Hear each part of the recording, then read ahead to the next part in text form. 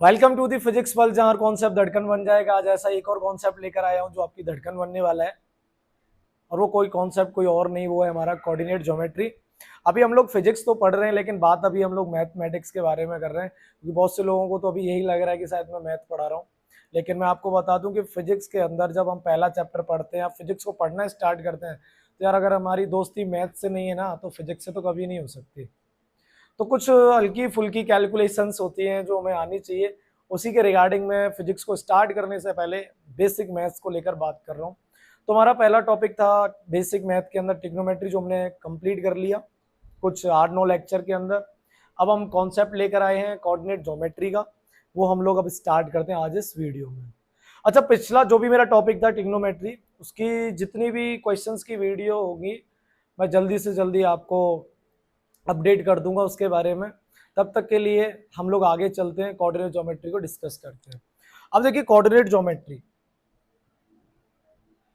नाम जितना बड़ा मेरे को देखने को मिल रहा है ना, काम उतना बड़ा होने वाला नहीं है, क्योंकि फिजिक्स के लिए, और फिजिक्स के लिए हमें सिर्फ इतना ही पढ़ना है, इसका बेसिक आइडिया क्या है, इसकी बेसिक कैलकुलेशन हमारी क्या रहने वाली है। और ज्यादा से ज्यादा हमारी पता है क्या रहेगी इसमें, बस हमें कोई एक्सिस दी होगी, कोई पॉइंट दिए होंगे, उनके बीच की डिस्टेंस पूछ लेगा, उनके बीच का जो स्लोप है वो उसका एंगल पूछ लेगा। तो थोड़ा बहुत हमें पता रहना चाहिए, लेकिन ज्यादा बहुत पता करना है तो फिर मैथ में जाऊँ, वहाँ प्रूफ देखो, वहाँ थ्योरम देखो, थ्योरी देखो। लेकिन यहाँ तो इतना है भाई, फिजिक्स पढ़ रहे हो, मैथ थोड़ी पढ़ रहे हो, तो ज़्यादा हमें जाने की जरूरत ही नहीं है। हमें तो सिर्फ इतना जाना है जिससे हमारी फिजिक्स क्या हो जाए, आसान बन जाए, ईजी बन जाए। तो चलिए मैं स्टार्ट करता हूँ कोऑर्डिनेट ज्योमेट्री को। अब देखिए, कोऑर्डिनेट ज्योमेट्री की शुरुआत कैसे होती है। ये कहा जाता है कि भाई एक लाइन लीजिए, इसको ऐसे खींच दीजिए। मैंने अच्छा ठीक है, ये लाइन जो तुमने खींची है ना यार, वो खींची है तुमने हॉरिजॉन्टली। मैंने ठीक है, अब बेटा इसी लाइन के ऊपर एक और लाइन खींच दो। मैं खींच दी। ये जो लाइन खींची है ना, ये वर्टिकल है। नहीं कि यार ये हॉरिजॉन्टल वर्टिकल, वर्टिकल हॉरिजॉन्टल, ऐसे कैसे काम चलेगा, इनको कुछ नया नाम दो। मैंने ठीक है भाई, इस लाइन को हम लोग बोलेंगे एक्सिस, इस लाइन को भी हम बोलेंगे एक्सिस। मैंने भाई नया क्या है, एक्सिस एक्सिस दोनों में कंफ्यूजन हो जाएगा, कौन सी एक्सिस की बात कर रहे हो।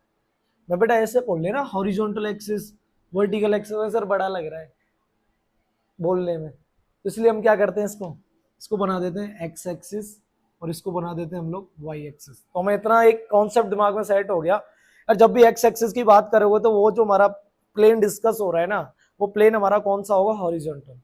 और जब भी कोई वाई एक्सिस की बात कर रहा होगा, तो वो हमारा प्लेन कौन सा डिस्कस होगा, वर्टिकल।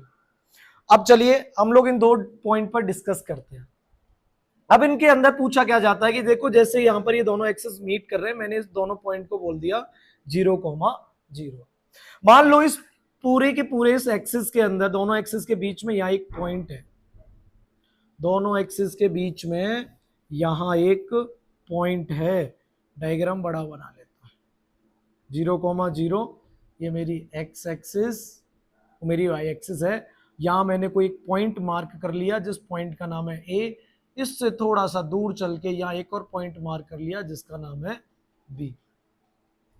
अब यहां पर ये जो पॉइंट आया है, मैं कह सकता हूं कि इसने कुछ डिस्टेंस एक्स में ट्रेवल किया है, और वर्टिकली कुछ डिस्टेंस इसने वाई में ट्रेवल किया है। तो इस ए पॉइंट को तुम बोल दो x1 y1। और इस पॉइंट को देखते हुए कुछ ऐसा लग रहा है ना, इसने कुछ डिस्टेंस जीरो से यहां तक एक्स में ट्रेवल किया है, और जीरो से ऊपर की तरफ वाई में ट्रेवल किया है। तो मैं कह सकता हूं ये x2, y2 मेरे दो डिस्टेंस बन गए। अब देखिए, ये जो पॉइंट है और ये जो दो पॉइंट है, इन दोनों के बीच का हमसे पूछा जाता है ज्यादातर कि डिस्टेंस क्या होगा।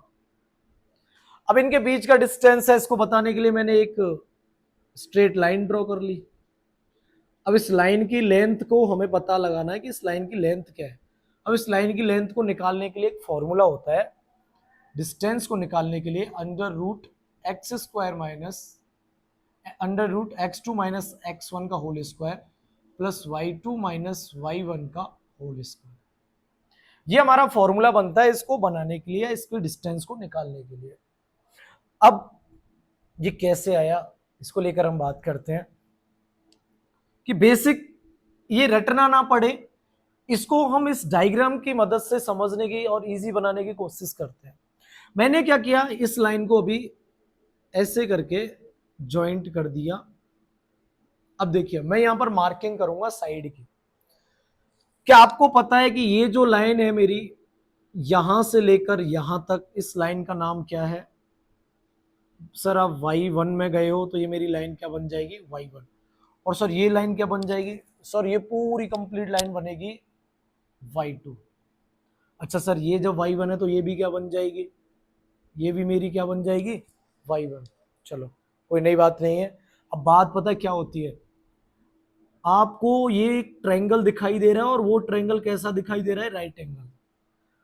अब तुमने ट्रिग्नोमेट्री अच्छे से पढ़ी है तो इतना तो मुझे पता ही होगा आप लोगों को कि इस हाइपोटेन्यूज की लेंथ को निकालने के लिए एक फॉर्मूला होता था, Pythagoras theorem, H square is equal to P square plus B square.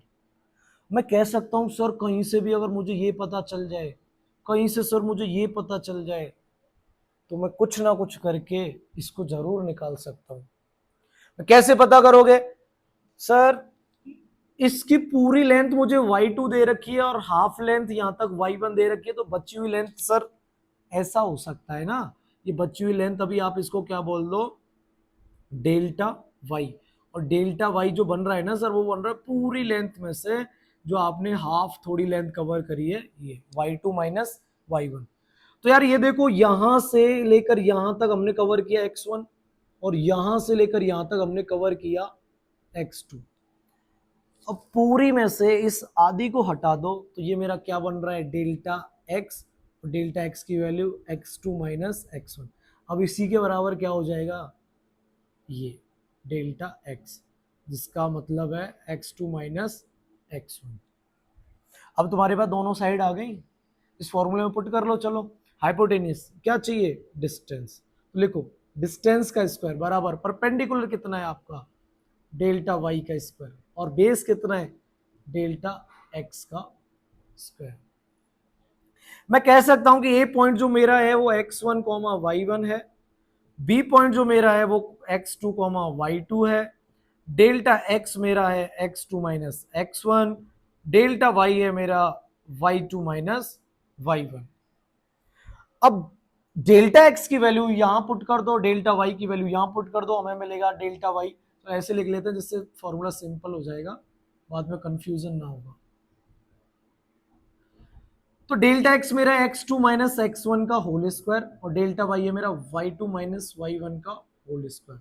D square, square हटाएंगे रूट लगाएंगे, वो आएगा x2 माइनस x1 का whole square plus y2 minus y1 का होल स्क्वायर। इसी फॉर्मूले की मैंने शुरुआत में बात करी थी, वही फॉर्मूला हमारा निकल कर आ गया कि दो पॉइंट के बीच में डिस्टेंस हम इस तरीके से फाइंड कर देते हैं। जैसे एक एग्जांपल दिया हो आपको 3,4 एंड 5,7, ये दो पॉइंट है, इन दोनों पॉइंट के बीच की डिस्टेंस फाइंड करो। ये मेरा x1, ये मेरा y1, ये मेरा x2, ये मेरा y2। दोनों पॉइंट के बीच का डिस्टेंस निकालने का फॉर्मूला, अंडर रूट लगाया x2 माइनस x1, 5 माइनस 3 का whole square plus y2 minus y1, 7 minus 4 का whole square upon equal to में डी। 5 माइनस 3 2 का स्क्वायर एंड 7 माइनस 4 3 का स्क्वायर। ये मेरा बनेगा, ऊपर लिख देता हूं, ये मेरा बनेगा d बराबर अंडर रूट 2 का स्क्वायर 4, 3 का स्क्वायर 9, d बराबर रूट 13।